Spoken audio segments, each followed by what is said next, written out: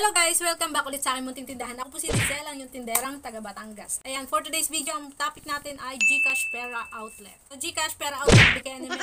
So, itong GCash Pera Outlet ay for sharing lang guys. Nagsaliksik ako para i-share sa inyo itong tungkol sa GCash Pera Outlet. Kasi doon sa video ko tungkol sa GCash, na nabanggit ko yung GPO, ay marami nag-comment. So, ito na. So, dito i-discuss ko kung anong kaibahan ng GCash Personal sa GCash Pera Outlet. So, baka naguguluhan kayo kung bakit iba-iba yung mga dinidiscuss ko dito sa vlog ko. Merong True Money, may Smart Padala, may GCash.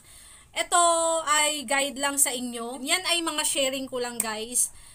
Depende pa rin sa inyo kung alin yung pipiliin nyo. Syempre, isa lang ang kailangan natin dyan sa bawat tindahan natin. Kasi pag lahat yan pinili natin, baka ma-click out tayo sa lahat. Depende pa rin yung sa puhunan nyo. Pero kung gusto nyo naman, gawin lahat yung remittance na yon, nasa sa inyo rin yun. Gusto nyo gawan nyo yung account ng asawa nyo, tapos iba yung account nyo, pwede naman yun. Magkaiba kayo ng business permit, kung parehas kayo may permit, karapatan nyo naman yan kasi magkaiba naman kayo ng negosyo ng asawa nyo. So, dito sa GCash Pera Outlet, ang pinakamaganda ay napakadaling mag-apply.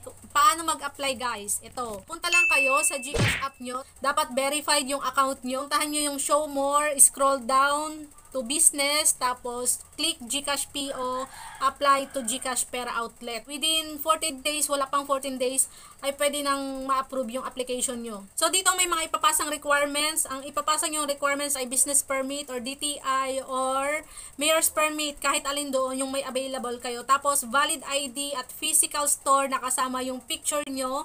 Dapat walang face mask yung isasubmit ninyong picture, tapos selfie ng inyong sarili. Syempre selfie. Libre lang ang mag-apply dito guys, tapos makakatanggap ka pa sa kanila ng mga libreng pondo. So iyon ang maganda. Sa unang pag-top up mo, minsan 20, minsan 50, minsan 100, depende sa araw ng promo nila.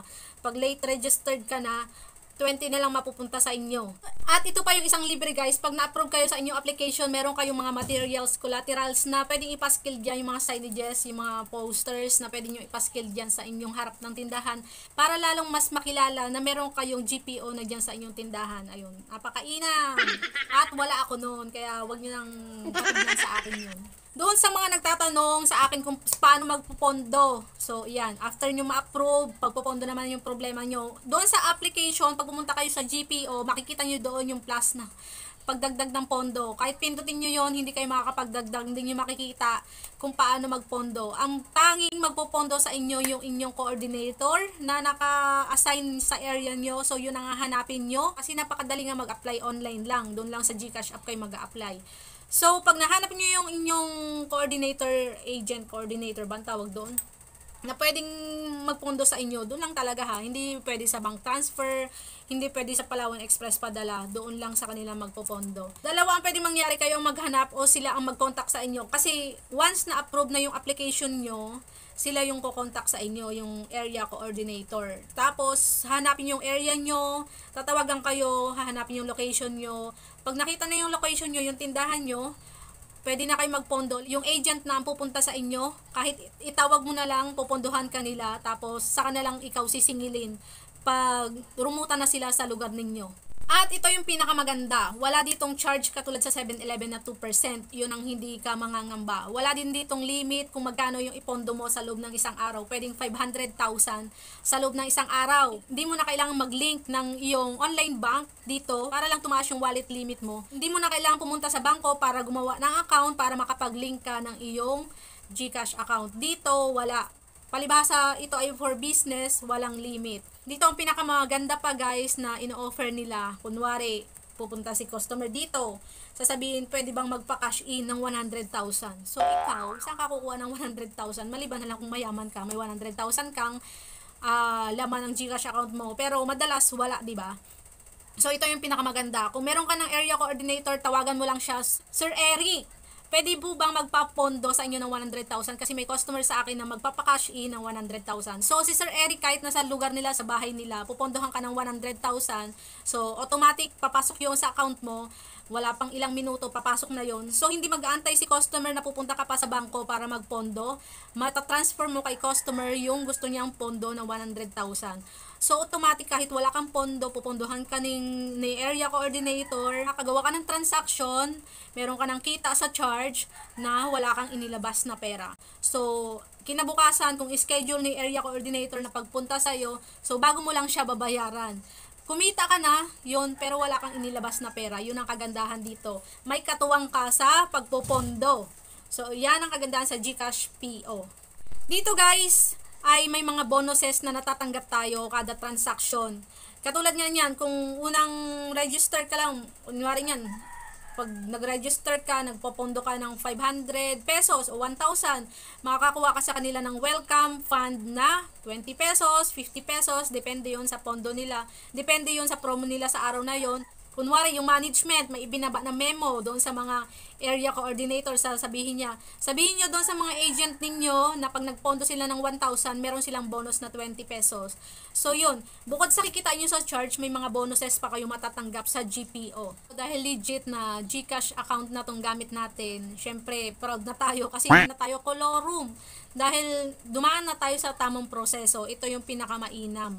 Taas noon na tayo, malay nyo kasi banda-banda riyan, tanggalin na rin nila yung pagtatransact sa GCash personal. Kaya mas mainam na mag-apply na kayo sa GCash PO. Ito pa yung pinakamaganda guys, dahil ito ay GCash na legit na pang business, meron na sa ating mag-a-assist. Yun nga, yung mga area coordinator natin, kung sakali magka-problema, meron tayong matatawagan. Kunwari nagkamali tayo ng send, meron tayong matatawagan para hingian ng tulong. Yun ang kinaganda niya. Meron na tayong katuwang sa pagnenegosyo natin. Hindi katulad sa GCash personal na tatawag ka pa talaga sa hotline. Ito guys, ito yung iniiwasan natin na pakalat-kalat yung ating GCash number at GCash account name dyan sa mga cellphone na mga nagki-claim at nagsisend ng pera sa atin. Hindi na dito mag-appear yung ating GCash number at ang ating GCash account name, yung pangalan mismo natin. Kung may reklamo man yung customer o yung may mga nang-scam, maliit yung posibilidad na matrace kung saan ang galing yung fund. Makakaiwas na tayo doon sa mga scammer na pwedeng gumambala sa atin kasi tayo nagninegosyo lang tapos biglang madadawi tayo doon sa mga ginagawa ng mga scammer. Ang kagandahan nito guys, kung tayo may GCash personal, hindi yun mawawala. Pwede ka mag-transact doon sa GCash personal mo at pwede ka rin mag-transact doon sa GPO mo. At same application lang ang bubuksan mo doon, yung GCash account mo lang. Kaso nga lang guys, yung pondo mo doon sa GCash personal mo ay hindi mo pwedeng i-transfer doon sa GPO mo.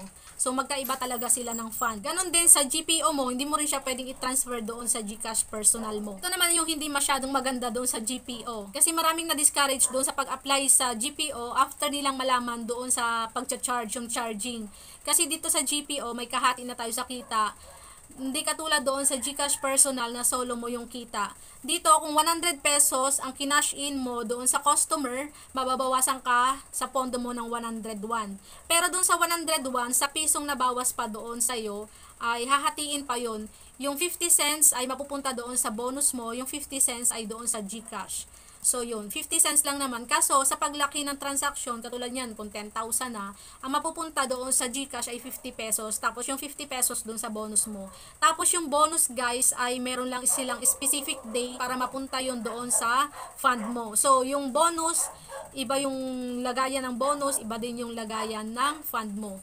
Hindi mo pwedeng i-transfer yung bonus mo doon sa fund mo mismo sa GPO. Ang lahat ng history ng transaction mo doon sa GPO, makikita mo lang yun doon sa logbook. Hindi katulad sa GCash personal na may marireceive kang confirmation text na successful yung pagka-cash in mo kay customer. Dito hindi. Doon ka lang magbabase doon sa logbook.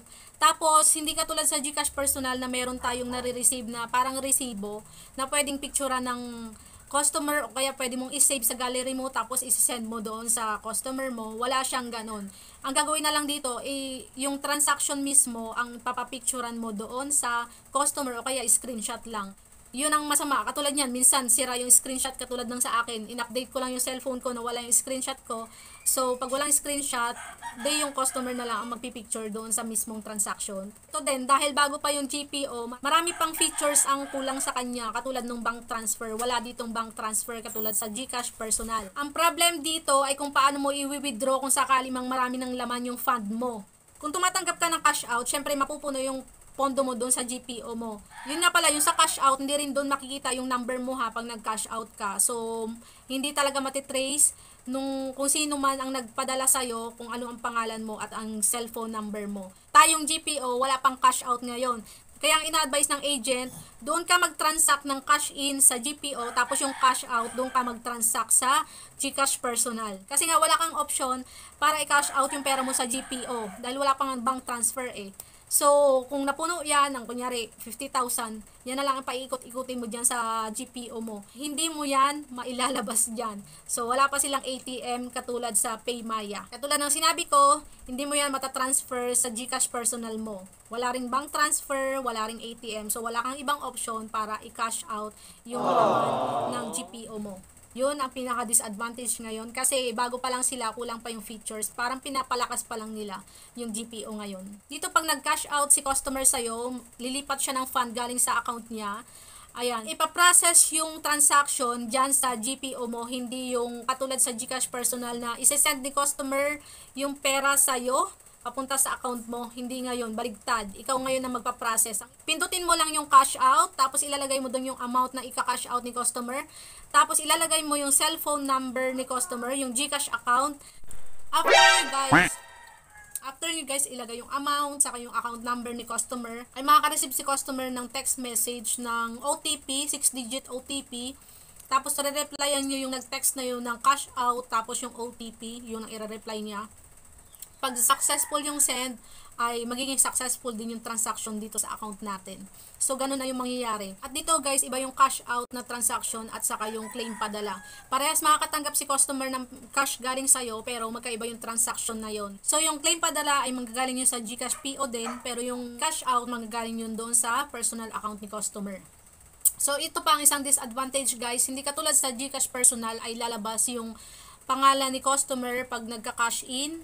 So, dito hindi lalabas yon. Kaya dapat i-double check natin yung number kasi hindi na natin sigurado kung tama yung account na ini-input natin doon sa GPO. Hindi ito katulad ng GCash personal na may resibong inilalabas.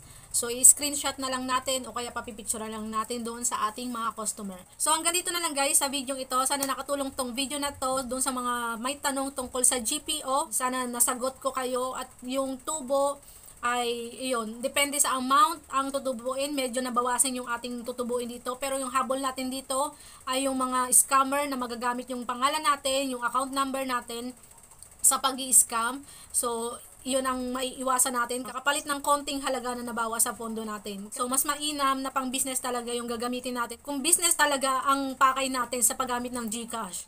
So, hanggang dito na lang guys. Salamat sa inyong panonood. Sa hindi pa po nakaka-subscribe, please subscribe po sa aking YouTube channel, Lizel Domdom. Salamat guys. Bye-bye. Ingat. Happy selling.